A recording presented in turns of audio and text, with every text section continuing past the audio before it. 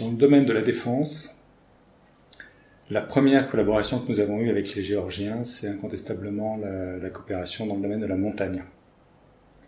Pour la simple et bonne raison que la Géorgie comme la France ont des reliefs montagneux, surtout la Géorgie, je dirais, puisque l'essentiel de son territoire est constitué de montagnes. Donc il était important de savoir faire la guerre également en montagne, donc de s'entraîner. Et les Géorgiens, en 2003 ou 2004, se sont adressés à mes prédécesseurs, qui ont relayé vers Paris cette demande. Et puis on a commencé cette coopération franco-géorgienne. Donc des experts français sont venus dans un premier temps en Géorgie. Et rapidement, ça s'est concrétisé également par la création d'une école, qui est l'école de montagne de Sashkere.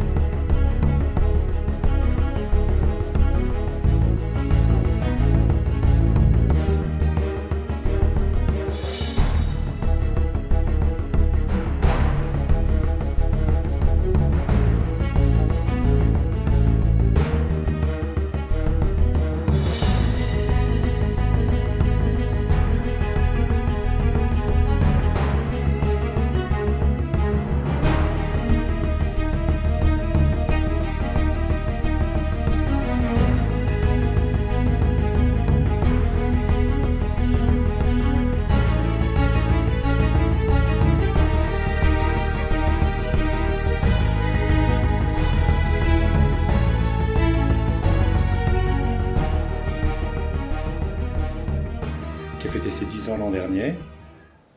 C'était une très belle cérémonie puisque le ministre de la Défense, Jean-Yves Le Drian, s'est déplacé pour cette occasion, donc il s'est rendu à Sashkere.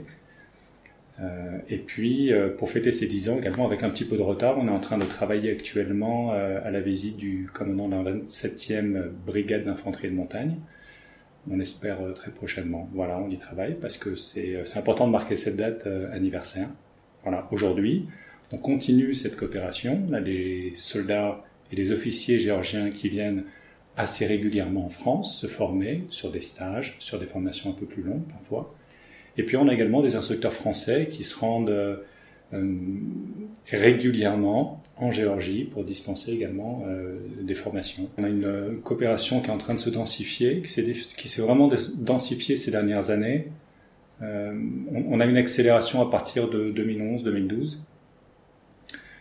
Et puis on a un deuxième pan très important de coopération, un deuxième axe sur lequel on travaille depuis 2015, qui est la défense aérienne, puisque au sommet de Newport, la Géorgie s'est vu octroyer par l'OTAN le SNGP, Substantial NATO Georgia Package, qui est un paquet de mesures qui va permettre aux forces armées géorgiennes de se moderniser, de se développer, d'acquérir de nouvelles compétences. Et la France a pris sa part dans ce paquet de mesures. Et la France donc dirige la modernisation du système de défense aérienne géorgien.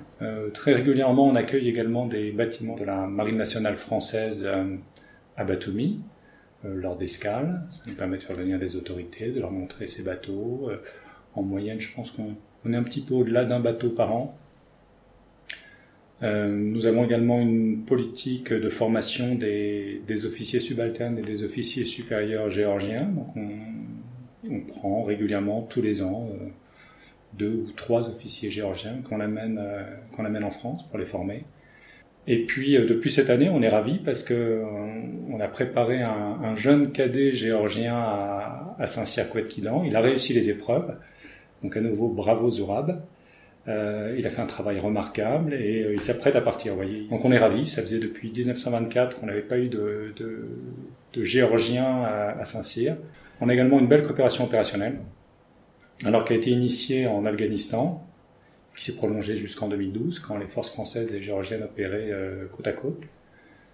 Et puis qui s'est prolongée depuis juin 2014 en République centrafricaine, puisque l'Union européenne mène des missions en République centrafricaine, notamment au Mali également.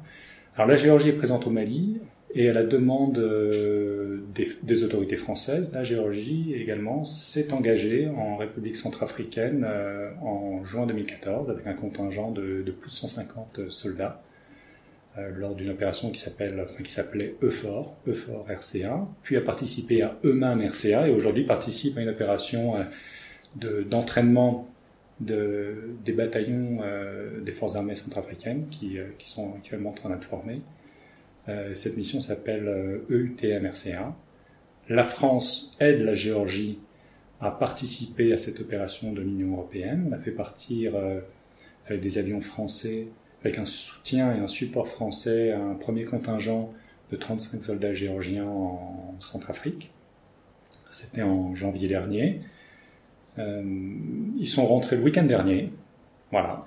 Ils sont rentrés, ils ont retrouvé leur famille et 35 de leurs collègues les ont relayés. Donc on les a fait partir également avec le même avion vers la République centrafricaine pour 6 mois supplémentaires. Les relations franco-géorgiennes dans le domaine de la défense sont très bonnes. Je dirais que c'est assez facile.